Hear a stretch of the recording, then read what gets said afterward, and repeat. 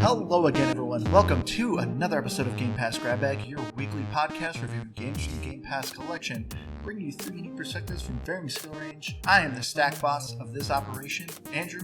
With me, the one who puts the punk in cyberpunk, Keith. Hello. And our indent, Liz. Hey guys. And this week, we played the new Xbox exclusive, The Ascent, brought to you by a brand new studio, Neon Giant. It's close. Sorry, first time reading game info. It's okay. This is your first time speaking? Yeah. So The Ascent Y'all are salty. So The Ascent is a top-down twin-stick shooter. You can play it solo or co-op. And they say RPG, but the RPG, I think, is a very loose term for this game. But going around, Liz, I want to hear from you. Was this a game or a pass? It's a pass. Pass. Man, I feel like I've been really struggling with some of the game picks lately. We'll get more into it, but I got so much to say on the negative front. The graphics are great, though. I'll say that. So, Liz, I'm not far behind you. I don't know if I can go so far as to give this game a pass, because I really don't have anything negative to say about it. But it's not something that I would be rushing to get my friends to download and play. Like, I would find a lot of other games over this. But that said, it's not bad. It's not pass-worthy. It's just a very, very unexcited game. But I think the reason why it gets, I feel more negative towards it is this is not a game that should be played on an older Xbox. Yeah. And so if you're kind of about a game, for me, that brought it to the pass. Like, I feel like I would have been in the middle, but then you add those load times, and it's just not just one, it's many, and that's what really put it down for me. So I'm kind of with you, Liz. I give it a game, but I have a Series X. But I do kind of see where you're coming from, Liz. If I had an older generation console, I think I would have gave this a pass. Because I don't think there's too many load times, but they are very long. You essentially have three major maps in The Ascent, and anytime you are going to one of these areas, you switch between these areas quite a bit, the load time on an old console, I'm pretty sure it's close to 2 minutes. It's very long, especially too if you're booting up your game. And right now, this game is pretty new. It's also being developed. It's developed by a pretty small studio. Neon Giant, I think they have less than 20 employees. They're a pretty small studio. So the game's slightly buggy and it crashes. Slightly? That's generous. And if I did not have a Series X console, if it crashes, I can see where it can be this is not fun because the load time would take too long just to get back into the game. But long story short, I have a Series X and I do think it was a lot of fun. There's a lot of great things The Ascent does so well. But there was one thing that just made me so sad. I'll get into it.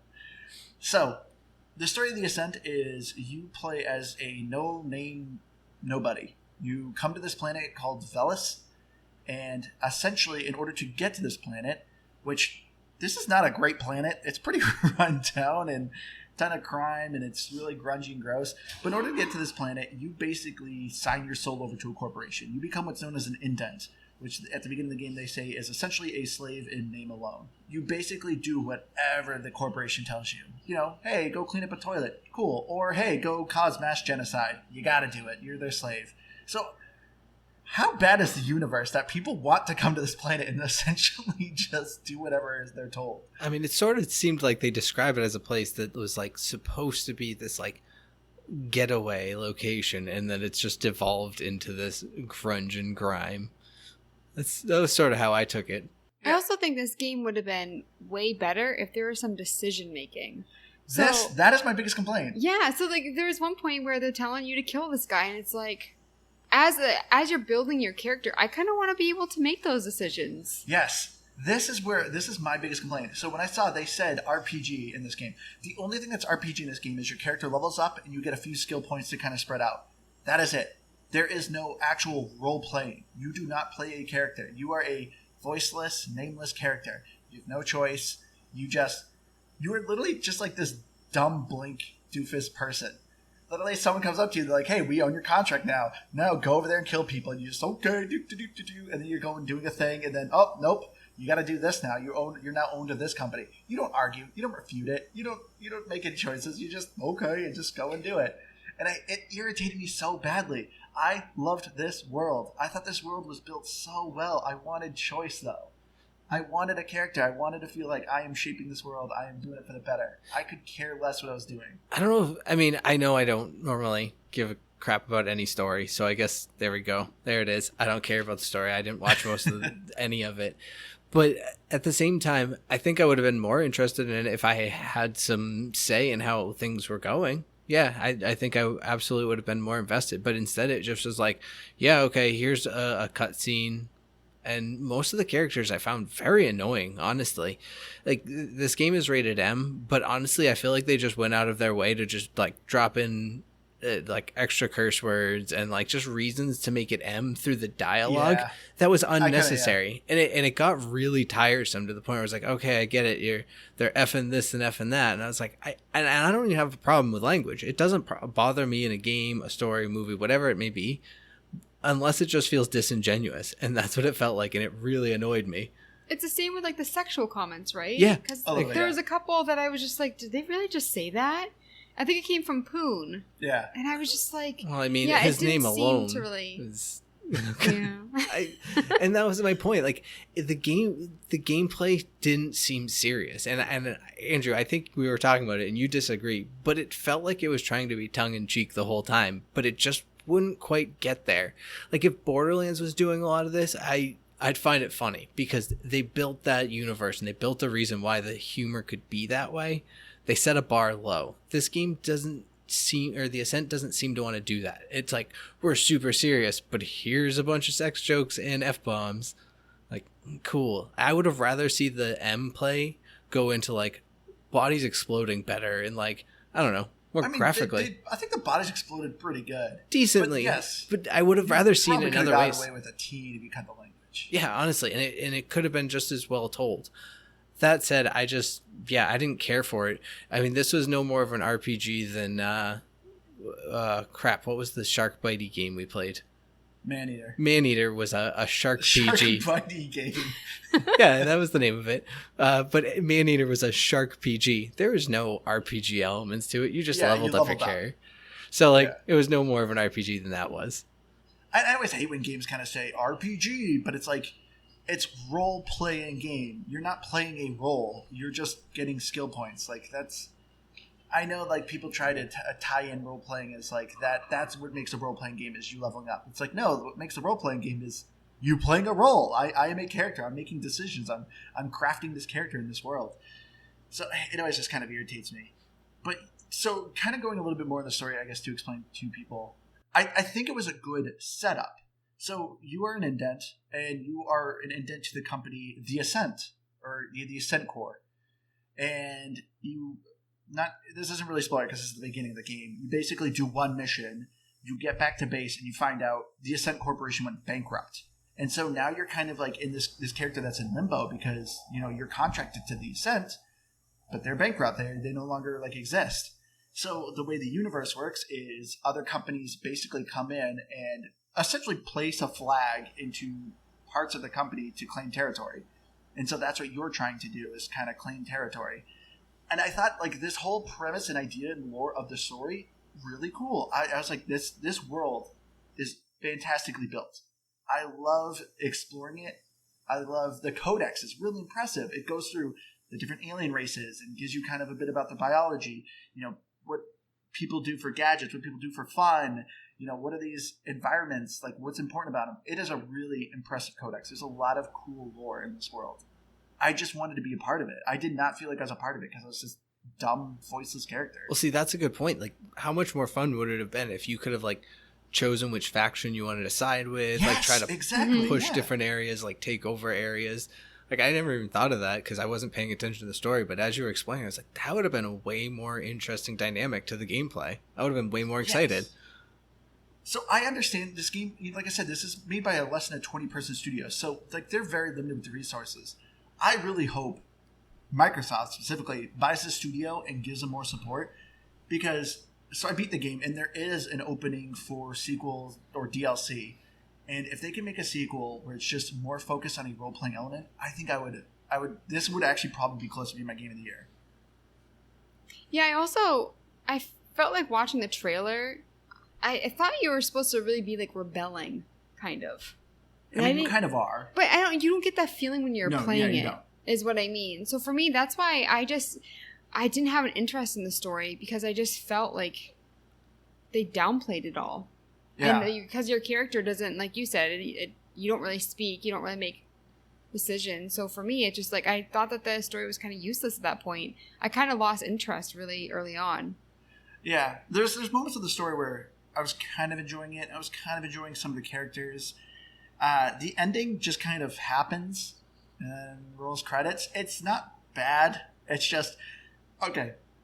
The weird thing I thought about the ending, though. Do we need a spoiler alert here? No, kind of, I guess. But, I mean, there's really not too much with the story. But, Keith, you played Borderlands 1. Yeah. With a Borderlands story, I bet you can think of what was the worst thing about the story in Borderlands 1. And for whatever reason, this game took the exact page from that game and put it in their game. And I was just like, this is a weird choice. I feel like I'm missing something because I've never played Borderlands. I don't quite remember the ending of Borderlands 1. It's been many years. I'll have to go look at it. But of course, so the big thing, though, obviously, with this is the gameplay. Now it's about transition. For me, like, I didn't really care. I felt like it felt very repetitive. And one of the biggest issues that I had with this game is that when you're looking at it, and by the way, I did only play co-op. I only played with Andrew. I didn't play single player. I really hated the way that the camera was. It felt like you were supposed to be able to turn it, but if you were walking towards, like, for instance, the weapons area, you couldn't read weapons until you were right there, and the map is just hot garbage. It is probably my least favorite map ever, and maybe it's just because I just feel a little salty about the gameplay. But the entire time, I didn't understand the camera angles at all. Because you're kind of like looking down, and the enemies are small, which you have that codex, but I don't care about the enemies because you can barely see them because it's like zoomed out. And then you're running towards enemies, but you can't see them. You can't turn the camera, you can't look at them. And so, for me, I like the gameplay as much as I like the story. See, I know you said, Andrew, that you didn't feel that way. I did not. I disagree. I think the gameplay was just fine. I thought that I enjoyed it. I thought it was a lot of fun. I think you went from just fine to a lot of fun. Like, those are two very different things. Well, I mean, like, it was fine for me, as in, like, I didn't find any issues with it like you are. I enjoyed the turning camera angles. So, this game, it's a twin-stick shooter, and people who play twin-stick shooters, like, the games are flat. You know, you look at Diablo, you look at Enter the Gungeon. There's a huge list of twin-stick shooters out there. There is no elevation. It's always just a flat world. You're just walking left and right. Very simple. This is a twin-stick shooter that has so much depth. You know, there's stairs. There's multiple levels. There's so much elevation in this game. And it didn't feel like a flat world like most twin-stick shooters do. And as you're walking, normally in non-combat areas, the camera shifts so you can see the world. There's a couple times that actually the camera does go down in its combat area, and it kind of turns into like a 2D shooter, which is cool. I thought the camera angles were really awesome. I liked it when it panned out, because this is a very beautiful game. Like, I'm not arguing with that at all. But for me, I just felt like I wanted more. Like, I wanted to be able to see more. And so for me, I just felt like I think it made the game feel repetitive too, because you just see the little enemies coming at you, and then you shoot. I kind of wish it wasn't a twin stick shooter. See, I'm in a weird spot because I love twin stick shooters. I do, and I don't think that they did anything so heinous in this game, in the gameplay, that like it was an injustice to it. Because I was going to make that point, Andrew, and I think that's one of the things that threw me off, and where I kind of agree with Liz is because this game isn't your traditional like just straight top down flat world twin stick shooter. It felt confusing at times. And I will say, when you get into the city areas and you have like 3 and 4 levels, the map is hot garbage. I mean, the map overall isn't overly difficult to navigate so much, but the map doesn't help you at all. You basically can just throw it out, and just having to. And there needs to be a mini map is what one of my complaints is. Like, there is a mini map, but it's hot garbage. Well, so I mean, my thing anyways is really I just ended up just following my up arrow So you can hit up, like some games do, you can hit up on the D-pad and it says, hey, just go this way. And honestly, I just followed that wherever it told me to go. And but sometimes it wouldn't update. So when I was playing co-op with Andrew, sometimes that wouldn't update, and sometimes the arrow in the corner wouldn't update as well. So I would have no idea where I was supposed to go. Both would fail. Well, I think what was happening there, because I think it was what was happening with me sometimes, is that there was like dialogue happening in the story, and then you were just ignoring it because it was not interesting, and it like wouldn't. No, update. it was right after we fought. Like the game couldn't keep up. Maybe like there was no dialogue. That's what would happen to me. And same with like there were a couple times Andrew and I were playing where I had to reload the game and go through the wait times again, and I was just like, Andrew, why don't you play something else? Because I don't feel like waiting for that. So for me, like, whenever that happened, I would get a little nervous because I was like, is this going to be one of those bugs where I have to start over? Because the travel in this game, it takes a long time to get from A to B. They have, like, the taxi or whatever, but that still takes time. And so for me, all these little buggy things, every time they happen, I was just like, oh, great, here we go. I mean, fortunately, I didn't crash too much. Andrew crashed the last night when we were playing, and basically it wouldn't let him rejoin, so something broke on my end too, I guess, but I could still keep playing. But that was where I called it a night anyways. But overall, I didn't have a lot of crashes. I just, the load times did suck. I really was not a fan of having to wait like 2 to 3 minutes and just sitting there, and for a twin stick shooter, and I think that's one of my issues. Now, yeah, is it better than if I can have an almost instant load time on a Series X? Definitely. But I still just never found myself excited enough about the gameplay that even with a quick load time, I would be like, oh, I gotta go boot up the Ascent now. Yeah. And also, another thing I want to bring up, I want Keith's opinion on this because Andrew disagreed with me. Sometimes I didn't know what was loot and what wasn't. I felt like the boxes and stuff didn't really stand out. The chests did, like because they would glow. But Andrew would just run into things and he would get stuff, and I was like, "That was just gray. How did you know that there was stuff in there? Did you really get that?" No, because they were gray boxes, and they were the only gray boxes that looked like that. So I felt like they just blended in. No. So this is probably me, but for me, like I don't usually have trouble finding loot. And Andrew would walk by something and be like, oh, I didn't realize I was there. No, not as a whole. I thought everything was pretty well visible. I didn't always know what it was I was picking up because sometimes I would think it was health and it was like a gun because it would just highlight a red square. And you'd pick something up, and I just picked up anything I could. But that was another one of my complaints is I thought as a whole the loot system was pretty weak. Like, I'm going to go off of other twin stick shooters and the types of games with, the loot systems they have. And I felt none of that. There's maybe 20-ish guns total in the game. Maybe about, yeah, give or take. And so I liked the progression system with it. So if you upgrade one of those guns, every time you pick up another instance of that gun, it's always going to be that same level. So you never really worried about, like, if you sold something, like, oh, I had the best version of that, now I'm screwed. You could always get it back. So I did like that aspect of it, but it also still kind of made the game kind of like, I don't know. It's just very linear. I actually complained to Andrew about the armor loot because... Or, like, even when you go to buy, I felt like there was nothing that was way better that I was excited about. So, like, you have different points. Like, it's good against electrical, physical, whatever. I never thought that what I was getting was actually substantially better because it would just be good in a different area. And so, for me, I didn't get excited about that either. And then, at the beginning, you get money. And I asked Andrew what I should focus on buying. Like, should I focus on buying a better weapon? He's like, honestly, you're going to find better out there than what they're offering. So for me, like, even shopping, I mean, even that kind of let me down. I like to shop. Yeah, so, don't take shopping from me. So to explain kind of the loot, this game does not have a random number generator for loot. There is only one Dread. There's only one Harbinger. There's only one PDW. Like, as Keith was saying, like, there's a chance when you kill an enemy that they will drop the gun that they are holding. But yeah, there's only about 20 unique guns, and any one you pick up, it is always the same stats until you upgrade it, and then across the entire world, anytime you find that gun, it's the upgraded version of it. Which I like. I first liked, but near the end, it was kind of getting tiresome. So I'm playing with Keith, and, our characters end up looking the same. It's because, we're getting the same weapons. Like, there's, once again, this is another thing of them kind of removing a role-playing element of it. I'm not, jumping into key scheme. Whoa, your character looks cool. I can't believe you picked up this legendary gear or whatever.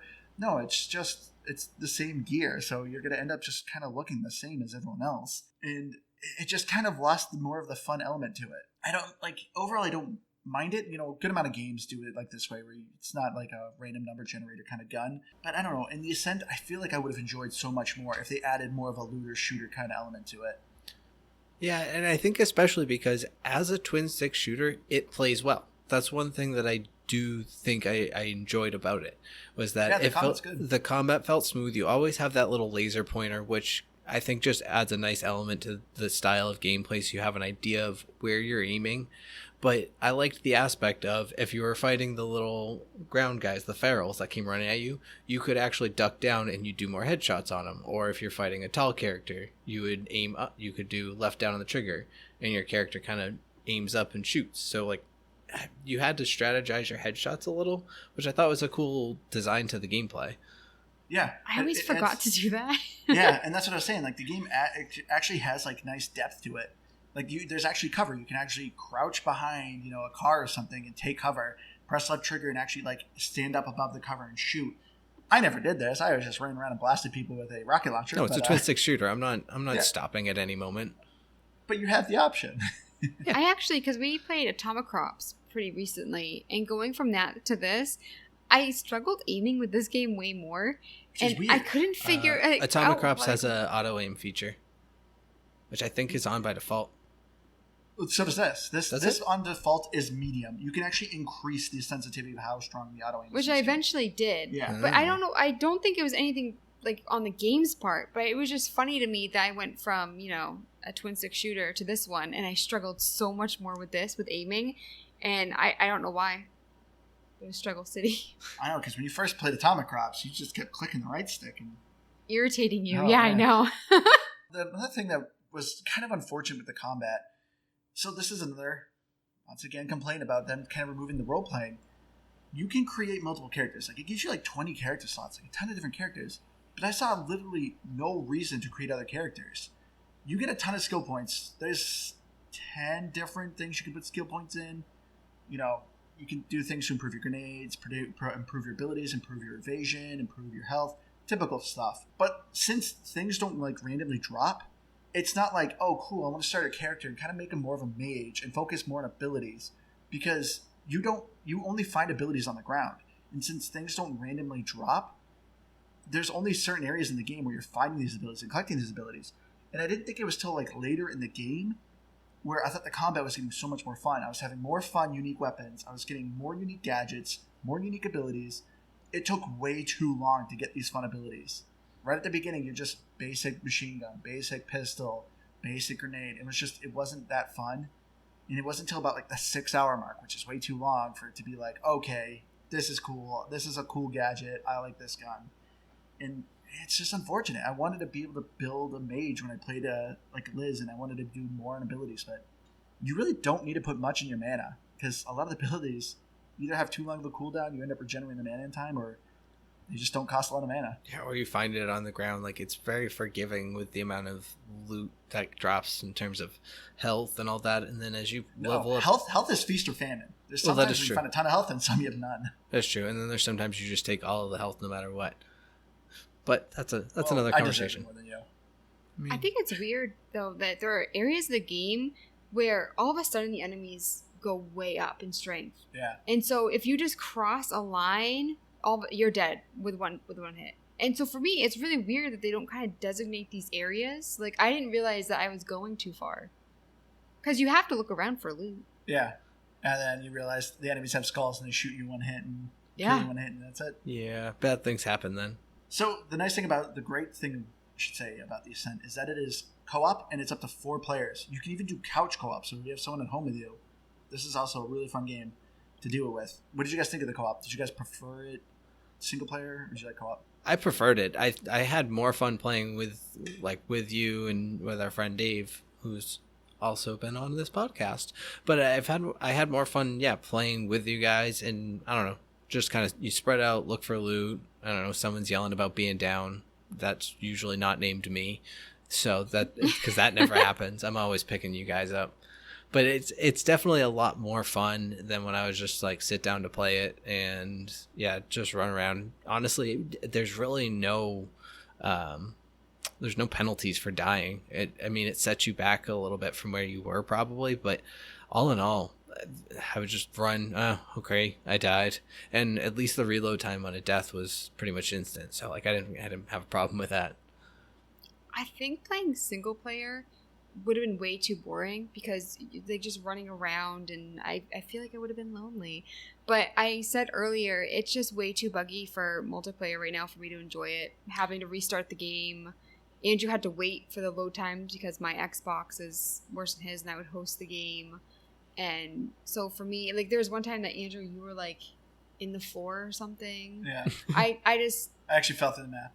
Yeah, and this is a newer game, right? Yeah, it came out. Yeah, so I feel like this happens all the time where it just came out and it's super buggy. But if you're gonna do co-op, I would definitely wait because it's just like it's not good. Well, Liz, maybe you could just pull up a YouTube video and watch that while you play next time, and you feel like you're playing with them. I like playing with Andrew too because he was further ahead, so he'd be like, "I'm gonna go run into this area and get you some like sweet gear." So I really liked playing because of that too. And also I felt like there is a tutorial, but I don't like reading it when it pops up. I just liked it when Andrew explained it to me. Yeah, the tutorial is pretty basic. It's just some text boxes. There's a good amount of this game you just kind of got to learn on your own. There's reminders that pop up, which is nice, but yeah, especially but you can turn it off in the option. Yeah, when it comes to like upgrading things, what should be upgraded, I just let you take the lead with that and let me know. So yeah, I did like co-op, but I would wait a couple months. So I would say the co-op is a lot of fun, but a lot of the bugs I've been seeing and hearing about only happen in co-op. The game is so much more stable if you are playing single player. As far as like crashes, I was getting a lot of like audio issues when I would play with Liz. There was a good amount of times where my gun just kept firing. I'm not pushing any triggers, and it's just firing, and then like it would even be out of bullets and still trying to fire. But once I switched my guns, it would kind of break the loop. But yeah, there'd be times where we'd be walking, and I just have this gun firing audio going off just repeatedly. But this was all just co-op, so the co-op is a little unstable. I didn't think it was unstable enough that it would ruin it for me. But like I said, I have a Series X, so if anything was too bad, I could just quit, load back in, no big deal. If I had an old console, yeah, it would be really awful. Oh, hearing you talk about like your gun going off, I absolutely loved that you didn't have to worry about ammo. You just reloaded and you just had all the bullets you needed. Yep. I thought that was fantastic. Yeah, and it auto reloaded for you. You just had to stop pulling the trigger, which I had to keep reminding you. Yeah, I like to reload on my own because I would always be like, why isn't it reloading? It's because I was still holding it. So I had to reload myself in order to not mess up. It's alright. At least you reloaded. Eventually, yeah. But I know we're kind of iffy about a lot of things, but the things that I think the Ascent just absolutely, not just nails, I think they blow it out of the water. Graphics. Is graphics and sound. I want to go with both of these. Okay. Because the Neon Giant made such a beautiful game. This is why I can understand why the load times are so long. It is crazy, I think, how gorgeous this game is. Especially, too, like, it's a top-down shooter. Like, normally you don't see a lot of close-up things. And so, like, normally when a game does a top-down shooter, like, they kind of skimp on the graphics. Because it's like, hey, the camera's far away. You're not going to get that close. No, this studio really did a fantastic job creating such depth to this world. The character designs are cool. I love the aliens. The guns are pretty basic. The armor's kind of cool, but okay. I just love this world. The wet pavement. And also, like you said earlier, when, you're going up or down one of the elevators and it just pans out and you see more of the city. And I love looking at this game. It is gorgeous. I feel like that's my favorite thing about this game. I have no disagreement with any of that sentiment. It's by and large the best thing about it, and I think it's even cool. Not even just like it looks cool. I just think it's a nice idea the way that they move the camera, because sometimes it actually shifts during gameplay into these weird angles that you're not expecting, and so I think that's kind of a cool aspect to how they design the game. And yeah, to Andrew's point, I think that is one of the reasons it takes so long to load on these longer consoles. But it is one of the reasons that it definitely took away from me, that I'm like, man, my console's like 3 years old. It's not old by any means. And man, it just chugs along. Like, one of the things I think also why it takes so long, and this kind of goes a little bit into gameplay too, I think they really could have reduced some of the load times if they reduced the number of NPCs. I feel like most games we play, we're like, oh man, this is a big open world and it's lifeless, it's empty. They put so many NPCs in this game. Yeah. It's insane. But it also makes sense. I mean, it's a bustling city. Yeah, and like, I like it, but it's also like, they probably could have reduced the load times by maybe reducing some of these NPCs. They got a little bit annoying during the gameplay because, like, you're just shooting enemies, and the only way you know it's an enemy, in the top right, you have a mini map. It's more of a motion sensor. You basically see gray dots, which are neutral people, red dots, enemies, orange dots if they're enemies, but they haven't discovered you yet. And so, like, there's, like 20 people on the screen, and only 3 of them are enemies, and you just blasted the crowd. You just killed numerous civilians. But your character doesn't care. You don't get punished. Like, there's no consequence for it, which also is another thing that sucks about this game. Like, I'm literally shooting up an airport, and nobody cares. Nothing I remember matters. when we were playing that scene, you're like, I feel really weird about this. Yeah. Yeah, it just goes back to the lack of any real RPG nature to it. If it had a real RPG nature to it, some of that would matter. And even the dialogue pops up and it's like, hey, don't do that. This is going to go against you, but we'll clear your record. Don't worry. And there's no consequence. So at one point, when you and I were playing, I was just running along behind you and I was just killing everything, civilians and all. You got sick of trying to find who the enemies are, so you're like, I'll just clear the crowd. It's like, whatever. My gun had 100 clip. I was like, I'll just clear anything that moves and it'll be easier to figure it out. But did you guys? Oh, go ahead. Well, one thing I was going to say is, did you see the video I had sent Andrew? Is someone actually took this game and they managed to put it into a first-person view, and it actually still looks beautiful. And that's what it looks really good. The game looks so good, but one thing that I will complain about is that, especially given the fact that there's like hundreds of them on the screen, everything looks very samey. There's like 4 or 5 different races, and they all are the same essentially when they're walking. Yeah, they're bipedal humanoid type creatures. Yeah, so the fact that they all realistically look the same, I think that's all the more reason you could have done with less of them on the screen. And I think why it bothered, I don't want to say took away from it, but I just wish they at least looked a little different.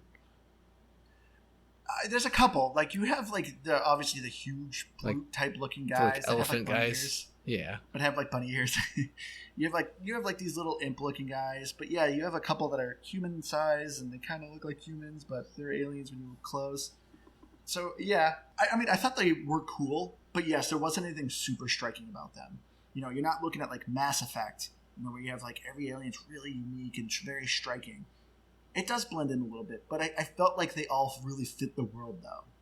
Yeah, I just think that's why you didn't need hundreds of them on screen. That's all. Well, they even had them in the elevator with you. Yeah. Which I actually thought was kind of cute, but I mean, loading time sucked. That was my favorite thing to do, is just run around and just dive into people in the elevators. That's what I did, yeah. You could be the typical jerk in public transportation, like bumping into people, blasting music without headphones. Yeah, absolutely. Yeah, don't be that guy. Yeah. But yeah, I do think it's funny that this game has an elevator load time, which is funny because that's what Mass Effect 1 was always made fun of, is the load time elevators. Now this game took that and put it in the air game here. I think a lot of games do it, but they do it in a way that's much shorter and less noticeable. But yeah, when you sit there for 2 minutes, you're like, this just seems like too much. Just give me a load screen, honestly. I'd rather see some sort of progress. Yeah. Or the tip screen.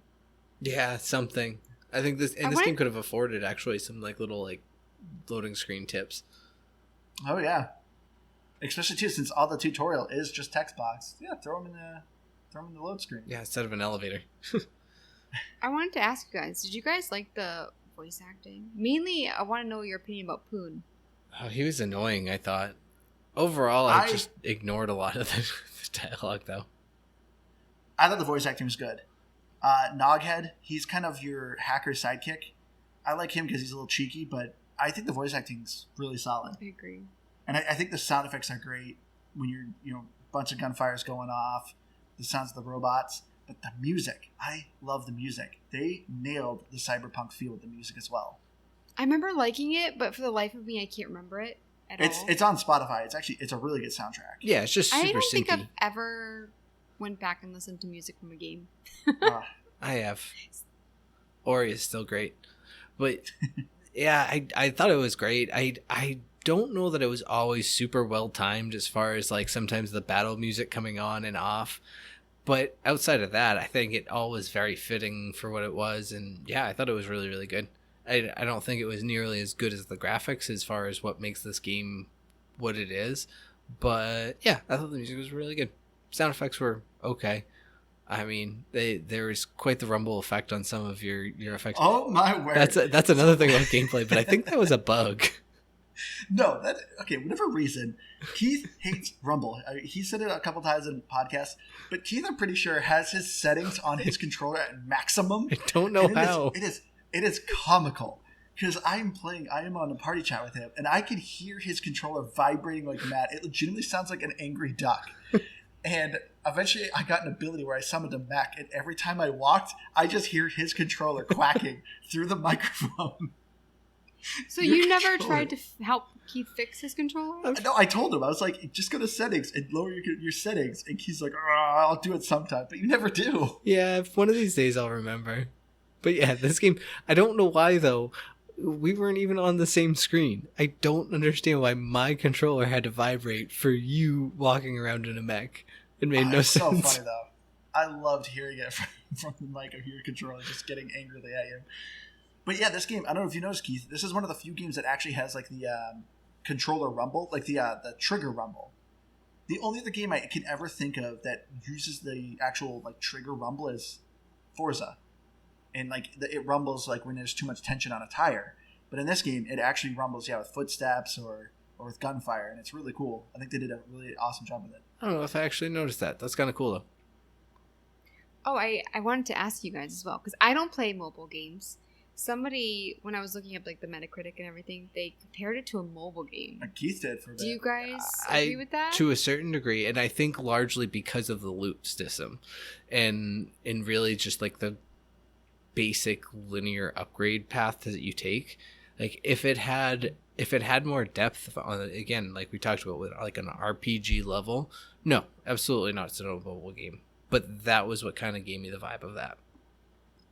I can see where people are coming from. Because I've seen the ads, and when I read that, I was like, it does kind of look like some of the mobile game ads that I see online. But I don't think it's a negative, though. I think, if anything, it says this is going to be a fantastic game when they add touch controls to xCloud and you can play it on your phone. And you can just play anywhere. I think this will be a fantastic game for that. Well, I mean, I think that kind of just goes to prove that it can basically be a mobile game. And then it would actually load really super fast because I'd be loading it on a Series X server. Yeah. But I don't think... Well, I can't say fully mobile game because now that I think about it, too, because you shoot the triggers. Yeah. And if you're using a phone, you don't have triggers, and I feel like it would actually be a little awkward. Because most twin-stick shooters, you shoot when you aim with the right stick. That is true. This game doesn't do that. You only shoot when you pull the trigger. That is true. So that's why it can't really be a full mobile game. Yeah, I don't know. Like you said, I think it's just, for me, it's more just the overall kind of basicness of it. Like, it looks gorgeous, but it's basic. But real quick, speaking of xCloud, Keith, did you see the news that was announced today at Gamescom? No, I didn't. The Xbox Cloud for consoles is coming holiday 2021. They finally announced it, and they showed how it works. You literally pick a game, and there's an option that says play with the cloud next to it. You push it, boom, you play the game right away. Oh, okay. So you can finally play Microsoft Flight Simulator in any Series X game holiday 2021 on the cloud on your console. That's incredible. And so, I mean, even like a game like this, like I just play it the same way I'm playing it right now, essentially. Just yeah, it'll probably load faster. It's crazy. Well, stream it. Yeah, exactly. Like I pull it off the cloud. That's awesome. Yeah, no, I've loved having it on my phone. I'm absolutely looking at getting myself a backbone. So, if someone can get us a sponsorship and wants to get us a free one, or me a free one, I'll take it. I'm not saying I won't. But yeah, I need to get me one of those because I actually really have enjoyed xCloud gaming. You're not afraid of charity. No, Now everyone knows when we're recording. I'm not afraid to take free things. But getting into the final segment too, of course, the achievements of the Ascent, and the achievements overall are very okay. They're not super fun. A lot of them are given to you through the story, which the time to beat is you're looking at about 16 hours. If you just do story, you can maybe pop it off in like 11 hours. But yeah, you're probably looking at an average of about 16 hours. I feel like there's a lot of side missions. I think if you complete it, I feel like it would be longer. But there is. What do I know? You honestly don't do the side missions. I actually ignore the majority of the side missions because the side missions just aren't that interesting. Did you get the one for dying 100 times? Because I feel like you never die. No, and that is the most annoying achievement in the game. There's an That's achievement a to big die number. 100 times. Yeah, and it's like, that's not fun. Like, that's just really annoying. And I only think it's worth like 10 gamer score or something like that. It's not worth a lot. Yeah, you almost just have to find an area that you're just over leveled and just keep running into it until you get the achievement. And it's like, it's just not fun. But as far as the other ones, though, there's some pretty good ones. You know, killing a robot with an energy gun, very simple. There's a couple that are kind of easy to miss, but you can just go back to them. Like one of them is to take snooze, which is a drug. And there's literally one guy in Stim Town who just says, hey, you want snooze? And you say yes, boom, there's your 10 gamer score. But I also think it's weird. Do You're drugs. You're going to get an achievement for doing drugs? Yeah, that is weird. Well, then there is also use the toilet and then wash your hands. Yeah. So, and it's called hygiene, yeah. Well, I will say this. The drug one's called you snooze, you lose. So I guess they're saying drugs are bad, but it's weird to be getting an achievement for doing drugs. Drugs are bad. Now go do drugs and we'll give you a reward. It's kind of weird. I wonder if this game is going to make people who don't wash their hands be like, you know what, maybe I should. Yeah. Oh, I haven't I stopped like washing that. my It hands teaches you since. basic hygiene. 5 times a day, at least. And that's just on top of, bathroom breaks and everything. And you also picked up heroin because of it. Mm-hmm. Meth, actually, Andrew, but, Andrew, you got 755 when you finished the game. Yeah, I said I did 20 hours, but granted, I mean, I kept going back and playing with you guys, so I wasn't just slumming it. Yeah. And also, too, I don't think I did not feel like I played 20 hours of this game. I feel like it must have read my time when I had like the game on standby or something like that. I mean, I feel like I sat in load screens for 20 hours. I was just going to say the same thing. So, I mean, well, to go back with load times, I wanted to ask you guys. So we've complained about it before. So in a game like Outer Worlds, it did a quick-ish load time, but it loaded a bunch of times. Like every time you entered a building or exited a building. And you were like, oh, that annoyed you. And I remember I asked you then, I think during that episode, would you prefer like less but very long load times or many short load times? I think I do like the long ones. For me, I don't think I would have minded as much if I enjoyed the story and gameplay. But for me, if I don't really like anything except for the graphics and then I have a load screen, then it feels like an eternity. Yeah. Then it feels like this is work and not fun. So I would definitely rather have the long ones if I like the game. If I don't like the game, give me the short ones. So, I mean, again, if we're talking about short load times, I think it really varies based on how quickly they're happening. Like in Outer Worlds, there was times where you would walk into a building for 30 seconds and you would walk out and you'd still have like a 30-second load time, which wasn't a long time, but it just didn't feel worth it to travel between them. So in a lot of ways, I do agree, yes, I'd prefer the longer load time, but outside of the graphics, and I think this is sort of what Liz was saying, is that outside of the graphics, it didn't feel like it needed to take that long to load. It's a very simple game. The gameplay wasn't exciting enough or innovative enough to make me feel like, man, this was worth it to load into. It was just good to look at.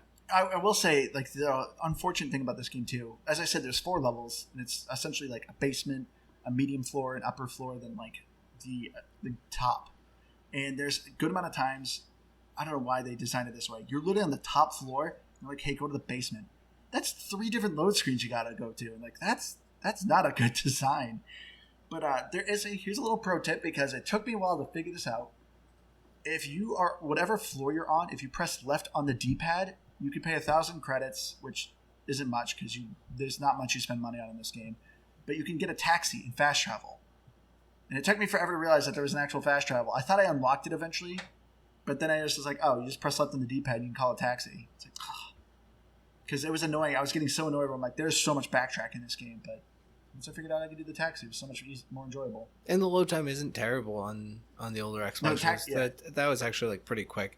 It's really just when you're traveling between floors that That's when you get the brutal times or the load-in time. So, getting into our final thoughts, I'll go first. Don't worry, Liz. You can go last. So, for me, I loved the Ascent. It had its issues. It's a little buggy, but it's not unplayable. There's some of the bugs, it would sometimes crash on me. Sometimes I'd get to an objective and the objective wouldn't load and I'd have to restart the game. But it wasn't anything too terrible. If you have an older console, you may want to wait to upgrade, or if you're okay with long load times, it's okay. It's just very long. I think it's a very fun co-op shooter, though. There's not a lot out there, and the fact that you can play with 4 of your friends, just have a good time, just blast enemies, it's a lot of fun. The story, I think, it was good, but just kind of a miss.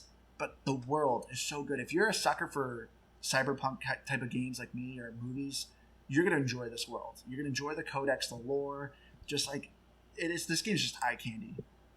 So it has a lot to offer. I just, for the most part, cannot wait for a sequel. I want them to focus so much more on the actual role-playing element of this game. And I would, this, like I said, would probably be my game of the year. For me, though, in its state, I'm just giving it a solid 80. So I didn't love the Ascent. I'm going to start there. I didn't hate it, though. I really didn't. I could not get myself excited about it anytime I played it.